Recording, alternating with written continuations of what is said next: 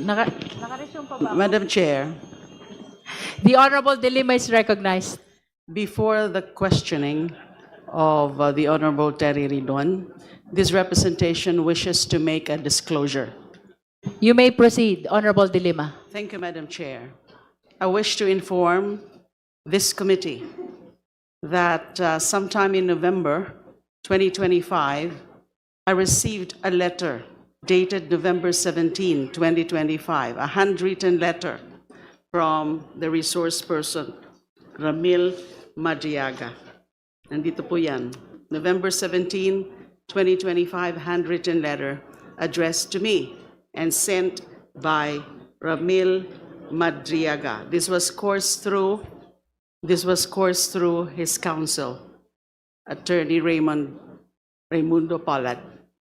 Now, when I received this, because the letter here says about his being unjustly accused and detained, and said that it is because he helped a group of farmers in Mariveles. May tinulungan daw po siyang grupo ng mga farmers ng Mariveles na mga biktima ng land grabbing.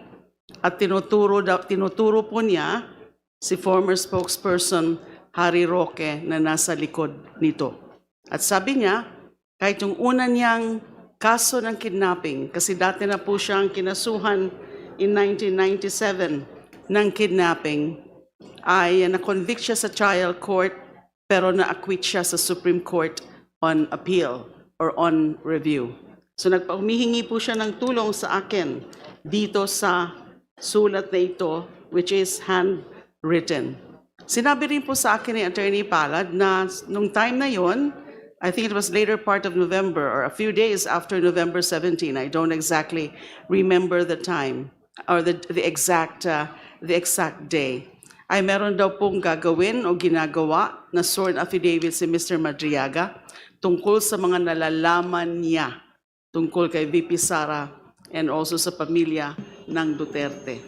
Of course, I was curious, but I told Attorney Palad na gusto ko na munang makita yung sworn affidavit na yan tungkol sa sinasabing marami siyang alam tungkol sa kay VP Sara at ng pamilya Duterte. So true enough, I received this, an affidavit, a copy of the affidavit.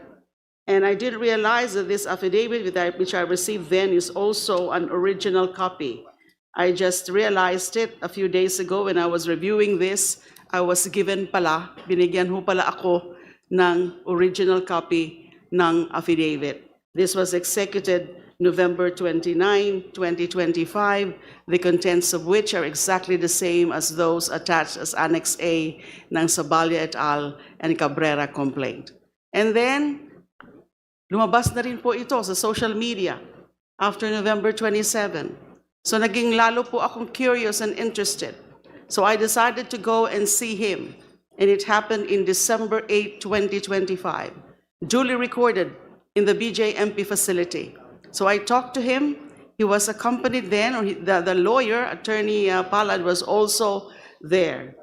Ang pakay ko po ay para lang alamin yung laman ng kanyang affidavit.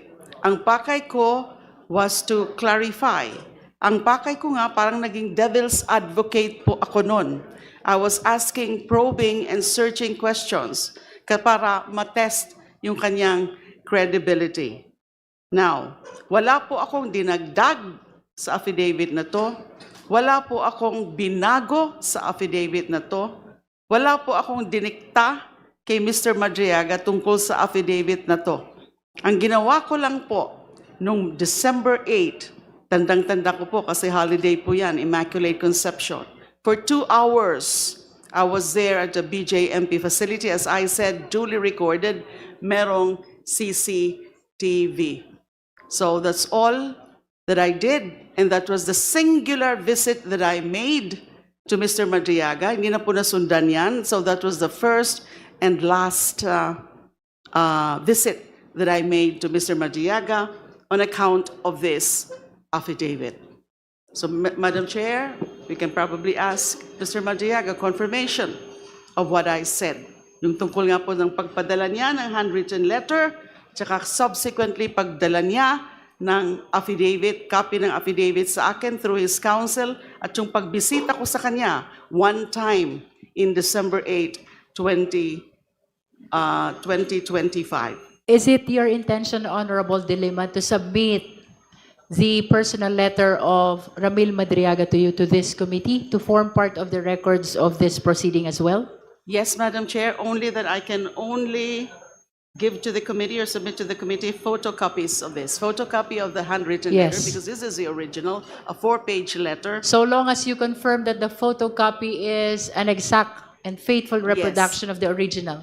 Yes, yes, Madam We Chair. take note of that Thank you. confirmation. This is exactly the letter I received So may we from Mr. confirm Madriaga. from Ramil Madriaga, just to conclude the disclosure of Honorable De Lima, having sent that letter and the original affidavit to Congresswoman De Lima, maaari ho ba namin kumpirmahin sa inyo ang inyong pagkapagpadala ng sulat at original na affidavit kay Honorable De Lima?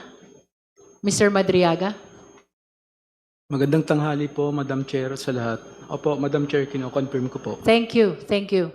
With that, we direct the committee secretary to receive the copy of the personal letter of Ramil Madriaga to Congresswoman De Lima to form part of the records of the proceeding in this case. We further direct the COMSEC to provide copy of the same to all the members of the Justice Committee, including the ex-officio, including our respondent. We shall now proceed to our clarificatory questions. Do you have other manifestation, Honorable De Lima? Are you done? Yes, at the moment, Madam Chair. Thank you.